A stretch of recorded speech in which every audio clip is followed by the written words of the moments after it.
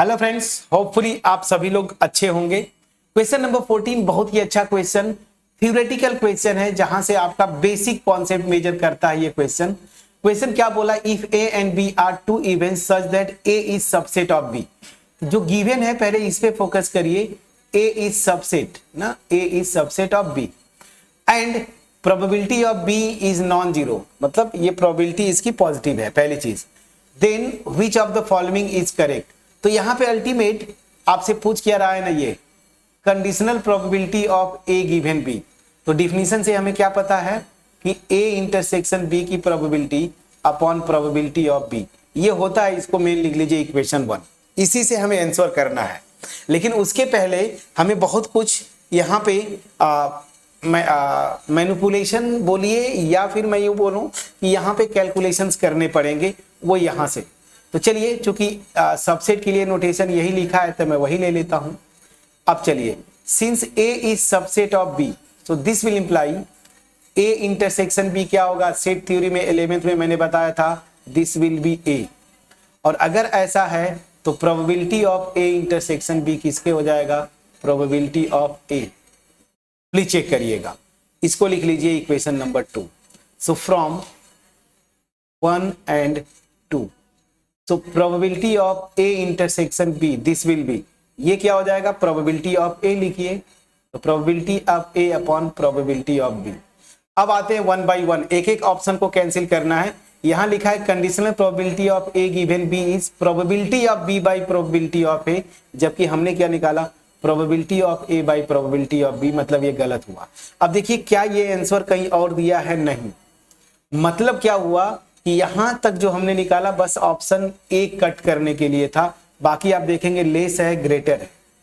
अब इसके लिए अलग से ट्रीटमेंट करना पड़ेगा। अब वो ट्रीटमेंट क्या होगा, चलिए मैं यहां पे आता हूं फिर से। सिंस बी जो ए जो है सबसेट है बी का, so this will imply probability of A is less than probability of B.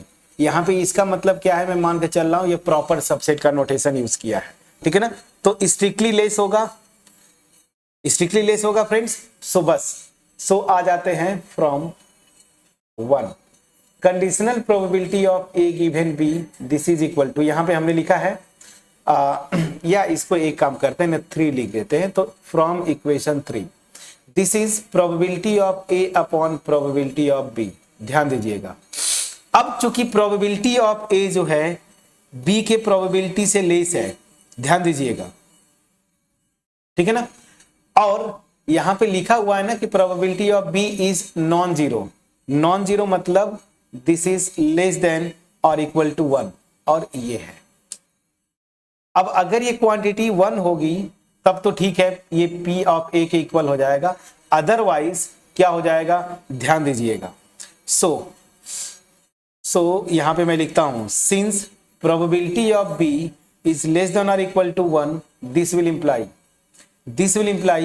1 of probability of B क्या हो जाएगा, this will be greater than or equal to 1 होगा फ्रेंड्स। और अगर ऐसा है तो this will imply probability of A upon, देखिए मैंने ये दिया है यहां से, अगर ये लेस देन और इक्वल टू 1, इसका मतलब क्या है, जैसे मान लीजिए प्रोबेबिलिटी ऑफ B हाफ ले लिया, तो probability 1 upon probability of B क्या हो जाएगा, 1 अपॉन 1 बाई 2, ये क्या हो गया 2। तो 2 ग्रेटर देन 1 हुआ कि नहीं, वही मैं लिखा हूं। अब अगर ये है, ध्यान दीजिएगा, तो यहां से मैं ये लिख सकता हूं।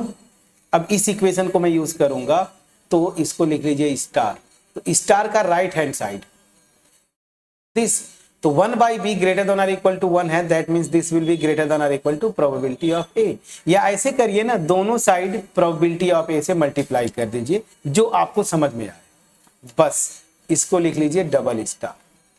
अब डबल स्टार को using double star in star we get, तो क्या हो जाएगा, probability of, conditional probability of A given B this is equal to this, और ये क्वांटिटी ग्रेटर देन और equal to probability of A है, तो this will be greater than और equal to probability of A. और यहां पे देखिए conditional probability of A given B less दिया है, ये गलत है, यहाँ पे ग्रेटर देन और इक्वल टू मतलब सी ऑप्शन सही है, डी गलत हुआ। अब यहाँ पे बड़ा इंटरेस्टिंग रिजल्ट था फ्रेंड्स, और आपको बहुत कुछ नहीं करना है, सिंपल सा जो इंफॉर्मेशन दिया था कि A is subset of B, ये conditional probability of A given B की बात कर रहा था, और यहां पे दिया हुआ क्या है कि A is subset of B.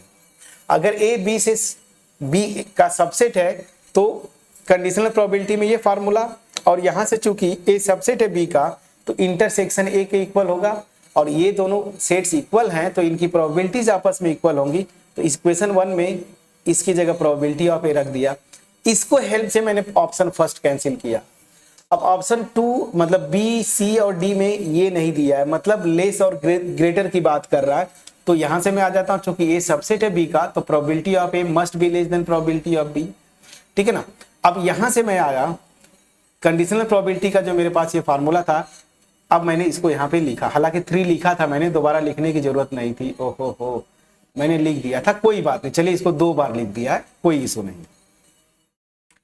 अब यहां से ध्यान दीजिए, क्योंकि प्रोबेबिलिटी ऑफ बी पॉजिटिव है, मतलब ये प्रोबेबिलिटी पॉजिटिव है और लेस देन और इक्वल टू 1 है, तो 1 upon probability of B greater than और इक्वल टू 1 होगा।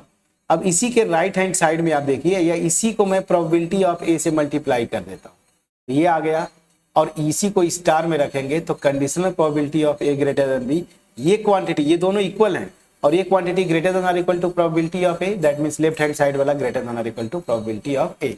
तो ऑप्शन बी, ऑप्शन सी यहाँ पे सही है, ठीक है। सो ये था क्वेश्चन नंबर 14, जो कि बहुत इजी क्वेश्चन था। होपफुली मेरा एफर्ट आपके पास पहुंच पाया होगा। सो अब ये एक्सरसाइज खत्म करता हूं, इसका मिसलेनियस आपको होमवर्क छोड़ता हूं। अब कौन सा टॉपिक 12 में परेशान कर रहा है, जो पढ़ना चाहते हैं प्लीज कमेंट सेक्शन में लिखिएगा। तब तक अपना ख्याल रखें, पढ़ाई करते रहें। Thank you so much friend.